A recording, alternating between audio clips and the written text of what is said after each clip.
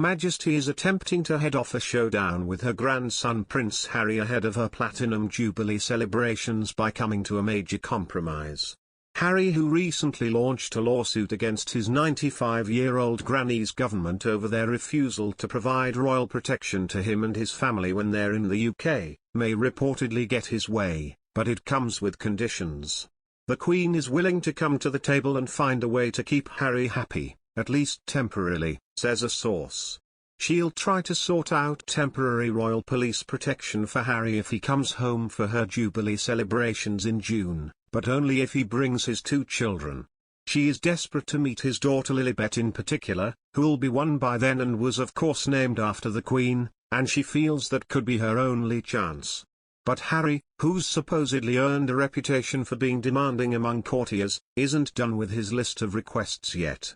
Harry will likely accept the offer of temporary protection in exchange for the Queen meeting Lilibet, but his fight hasn't finished yet, claims the source. Where the Jubilee is concerned, he wants a guarantee that both himself and his wife Meghan will be awarded Jubilee medals alongside the rest of the family, which is ruffling feathers, given Meghan was only an official royal for 18 months. But beyond that, Harry still intends to fight for permanent security. Moving back to the UK isn't out of the question in the future, but he won't do it if his kids are at risk. Our insider claims Harry is also petitioning for another home base in the UK, now that the Sussexes are subleasing Frogmore Cottage at Windsor to his cousin, Princess Eugenie, 31.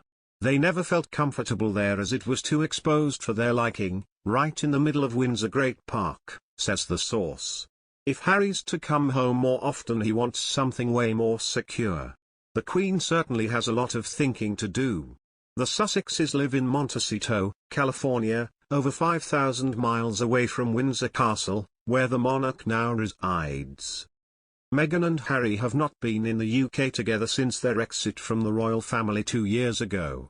While Archie, too, has not returned since the move, Lilibet has never visited her father's home country.